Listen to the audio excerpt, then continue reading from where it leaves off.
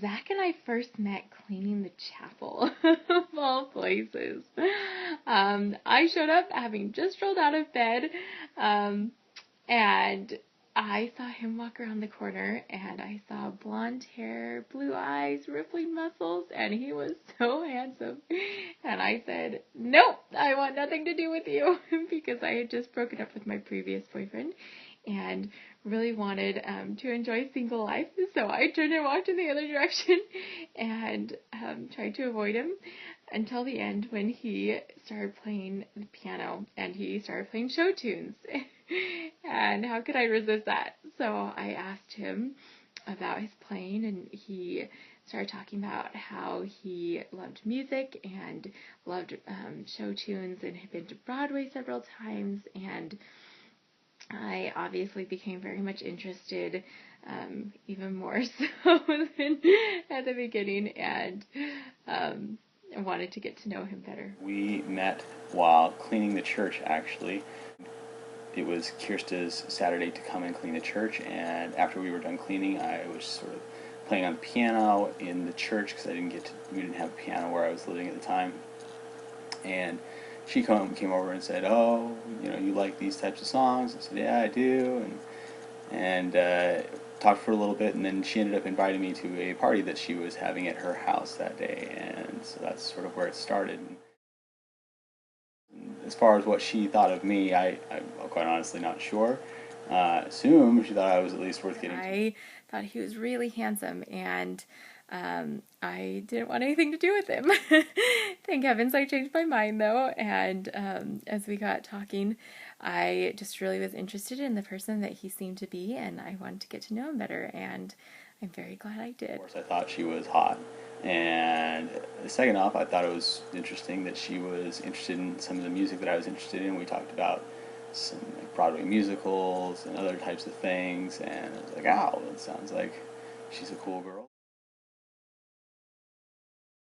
As mentioned, I had just rolled out of bed and my hair was a disaster. I don't think I even combed it, breaking my mother's cardinal rule of comb your hair and put on a little lipstick. So sorry, Mother. But yeah, I'm not quite sure why he wanted the first date. But I hope that as we were talking, he was more interested in the person that I seemed to be rather than the one I appeared. She invited me over before everybody else to her party to play the piano and sort of hang out. So I assumed she thought I was interesting at least. The first is definitely that I avoid eye contact. I can't seem to be able to hold a steady gaze and a train of thought at the same time when I'm nervous. The second is that I will talk to myself, kind of give myself a pep talk, build up my courage. And the third is that I'll start speaking really quickly if I'm nervous. And so, works in progress, but those are my three. The thing I would say that Kiersta does when she's nervous, I think, is she gets a little bit quiet when she's nervous. And, she doesn't talk a lot, or she has a hard time sort of expressing what she's thinking when she's nervous. Her eyes can sort of like dart around a little bit, things like that. She also holds her mouth really tight when she's nervous. Sometimes she can hold her mouth tight. Gets kind of stiff when she's looking around, sort of darting around like this. And the other thing that she has tendency to do, particularly when she is really nervous, bordering on scared, is she just stops breathing. She will just take, not even really take a huge breath, she just sort of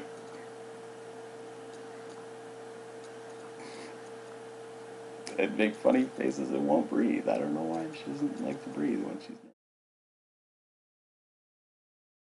nervous. As for me, when I'm nervous, I don't know if I can think about three things that I can do, but I can think about one thing that's sort of like overriding when I'm nervous. And it is quite actually the opposite of what Kiersta does, and that is that I get really chatty. When I'm nervous about something, I generally get really chatty. I want to talk about it or to talk about something else, or just talk and like get my mind off of it, or keep talking about it to figure out something if it's a problem that I've caused that's making me nervous.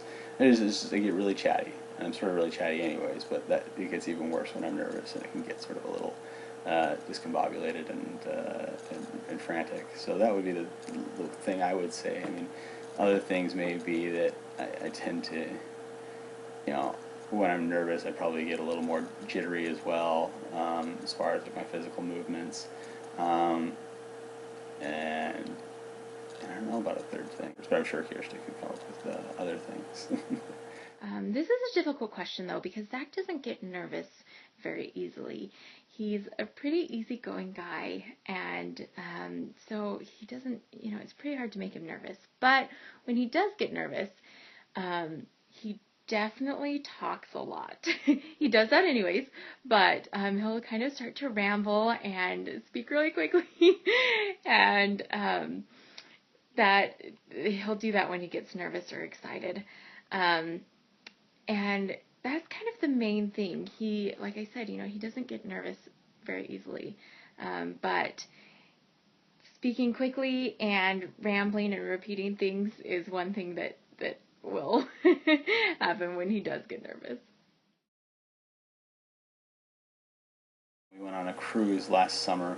It was the night of sort of like the formal dress night on the cruise, and so before we went to the dinner for the formal night, I said, "Oh, well, let's go up on the deck and just go sort of see the sunset," because it was right at the time of the sunset. And so we went there, and we got up there, and we were just sort of talking, and eventually what happened was that I gave her, I was like, well, I just wanted to sort of surprise you and, show you that we're going to do one of the shore excursions, and here's the tickets. And so I went in to like grab the tickets from my pocket, but I knew they weren't there, and I was like, oh my gosh, the tickets, I think I may have lost the tickets. And so he was like, what?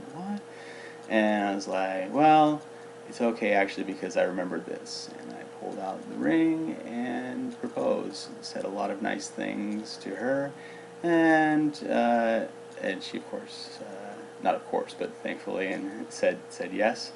And sort of. This is a really good story, although it makes me sound a little bit girly and ornery. But we were on a cruise, and it was the formal night. So I had taken a while to get gussied up, and we decided to go to a show before going to dinner. So we went, and about halfway through the show, he leaned over and said, "Let's go outside and watch the sunset on the deck before we go to dinner." And that, of course, sounded romantic and fun, so we went, and as we walked outside, the wind started to really blow, and of course, my thought went to, oh, my hair is going to be ruined.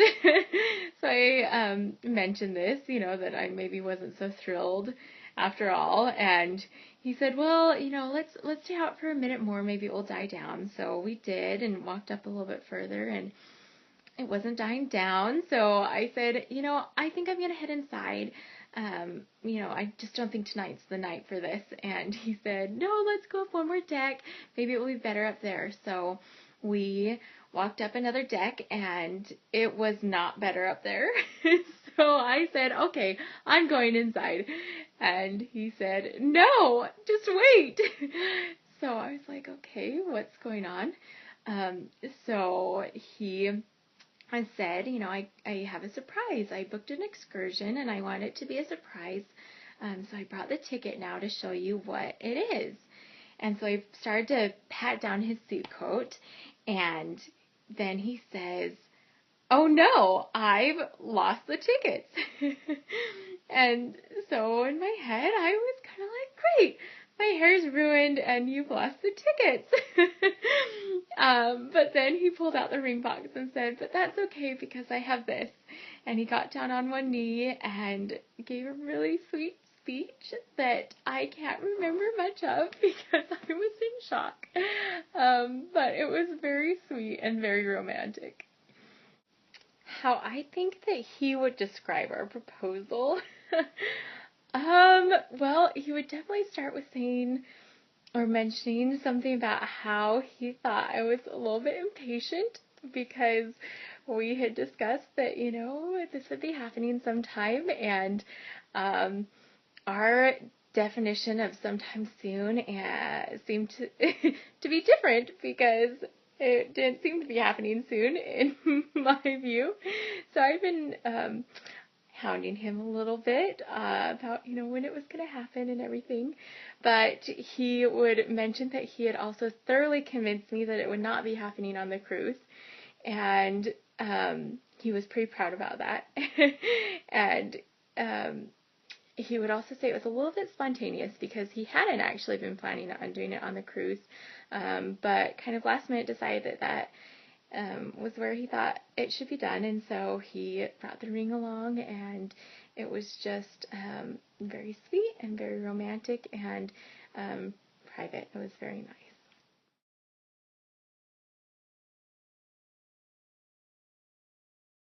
One of my favorites, or one that comes to mind readily, is last year when Elder Perry visited our ward.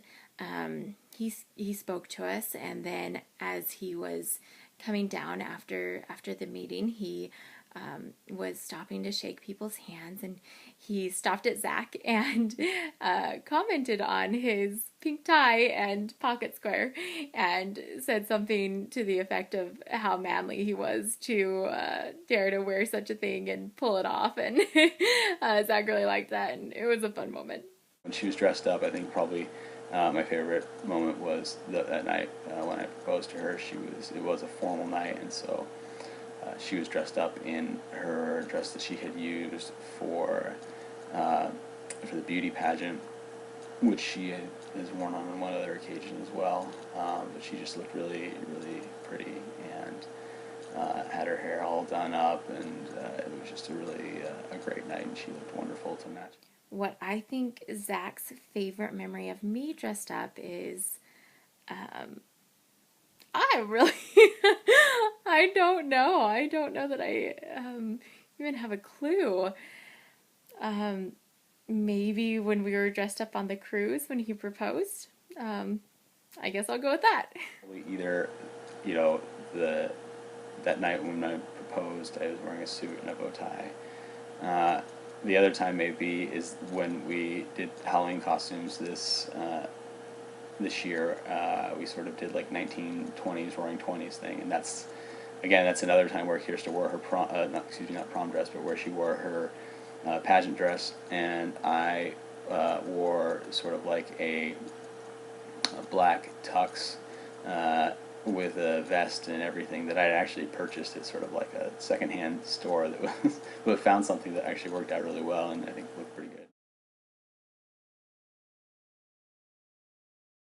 First off, Kiersta usually isn't in jeans and a t-shirt, because if it's cold enough to wear a full, like if it's cold enough to wear full jeans, then it's probably cold enough to wear a long sleeve shirt at least, and if it's warm enough to wear a t-shirt, it's probably warm enough to wear shorts. So I don't feel like there's a lot of times where she wears like full length jeans and a t-shirt, but some instances where I can think of something like that would be like when we went hunting with her family. It was just sort of a fun experience that I remember. Not one in particular, but it's really anytime we go shopping, he is my favorite person actually to go shopping with, because he has a great fashion sense, and he's very honest, and he's just fun to shop with, especially, whether or not I'm trying things on or he's trying things on.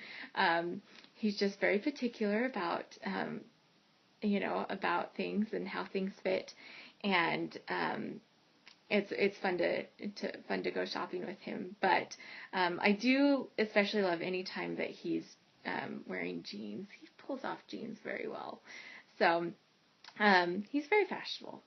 Again, I don't know. Maybe when we were hunting, I have this sort of like blue T-shirt that I wear, and jeans, and in particular, the jeans that I wore when we were hunting had like a huge hole in some rather, in some fun areas, I guess. What do I think Zach's favorite memory of me in normal clothes is? Again, I don't really know. maybe when we went, I don't know, maybe when we go downtown and we're just wandering around the monuments or doing different things, I guess. Not quite sure what his favorite memory of me in grungy clothes is.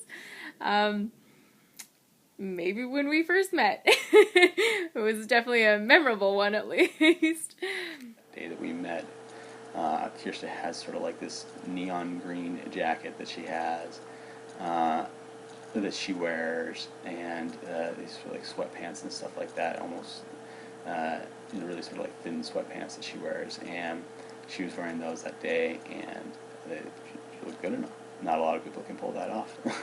So, anytime that he is playing sports, he played a lot of flag football when we first met, and he would always end up pretty pretty muddy and sweaty and gross by the end. But it was fun to just be able to go and watch him enjoy and play something that he loved. He also plays a lot of basketball, and I enjoy watching that as well. And he ends up pretty grungy by the end, but it's a lot of fun to see him play. I don't know. I'm in grungy clothes a lot, so I don't know. And I don't know if there's a time when she would remember it. She'd probably take the easy road and just say when we were hunting too.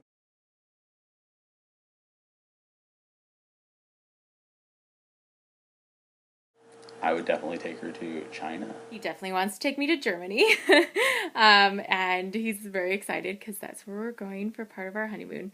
So he has been going through all sorts of books and places and nonstop telling me about all the fun things that we're going to do, and I'm definitely very excited.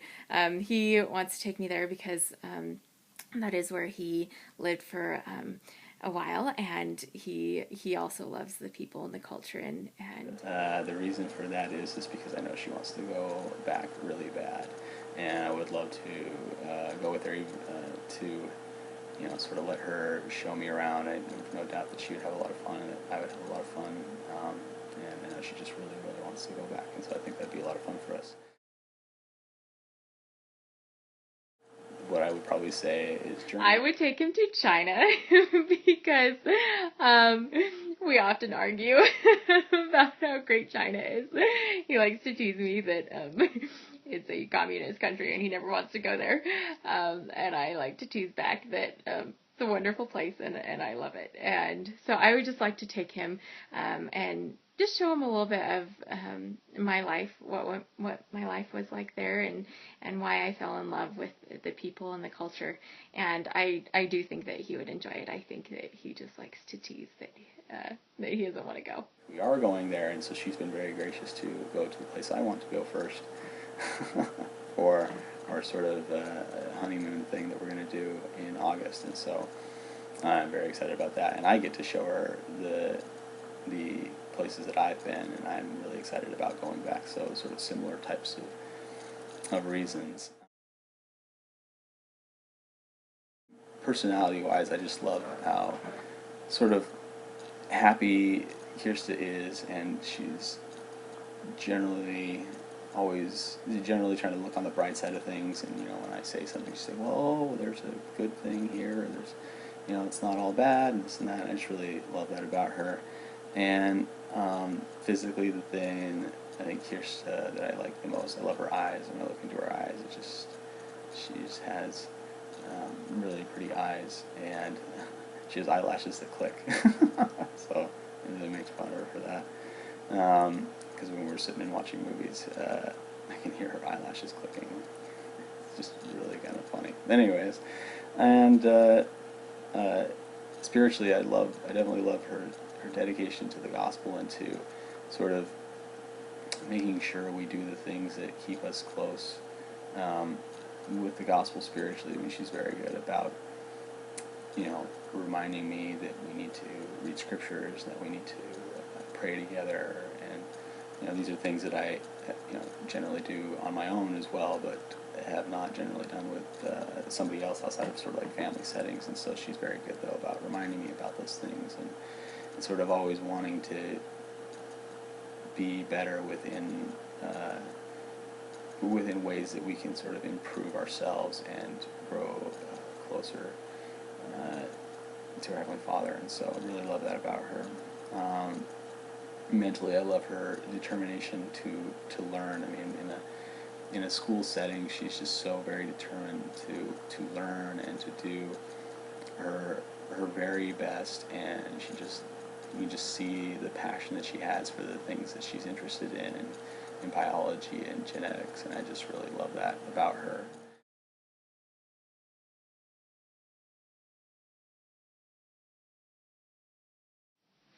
Okay, so now we're getting into the deep questions. My favorite thing about Zach's personality is his humor. He just has an unfailing sense of humor where he can just really take a situation that's sad or miserable and just find some reason to be happy or, make the best of the situation. I really appreciate that about him. My favorite thing about him spiritually is his willingness to forgive. He is just an incredible forgiver, and he will be the first one to come in and say that he's sorry. And again, I really appreciate that about him. Sorry, I'm getting teary-eyed. My favorite thing about Zach physically, less deep. Well, I definitely think he's very handsome, and there's just little things, he's got in his sideburns, his hair is a lot thicker than he's got really soft hair on his head, and then he's got really thick hair in his sideburns, so I just think that's funny. I like that. And of course I love his smile. He's got a great smile that he uses all the time. I love his eyes. I just love him. And my favorite thing about him mentally is, again, he's just got a good sense of good grounding. He's not, he definitely has his moments where he's sad or upset, but he does well at being able to control his emotions and helps me with that too. So I just really appreciate all those things about him. What I want to say to Zach in front of all of my friends and family is thank you. I'm so grateful that you're in my life. I'm so grateful for your patience with me. I'm so grateful for your never-ending encouragement to be the best version of myself, and for your continual help in doing that and being whatever I need. I am so grateful for your never-ending patience, and I just want to say, first, as they get up here, everyone ignore the messy room. Zach, I hope you're used to it.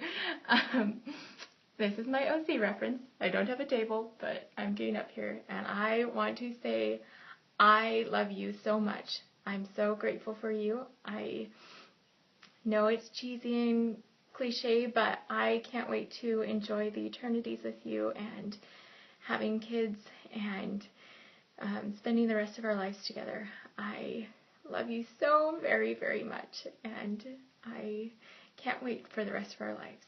I love you.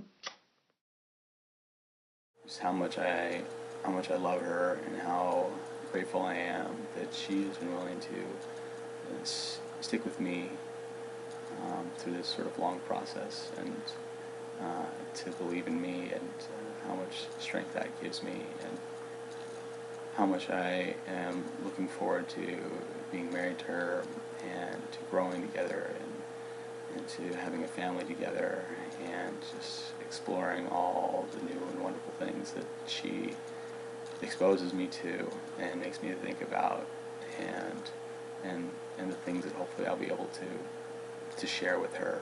And I just think it's just a wonderful thing to be marrying your best friend. I mean, that's what they say you should do, right? And I really feel very lucky and very blessed to be marrying my best friend, and I love her very dearly, and I'm looking forward to the eternities, I guess.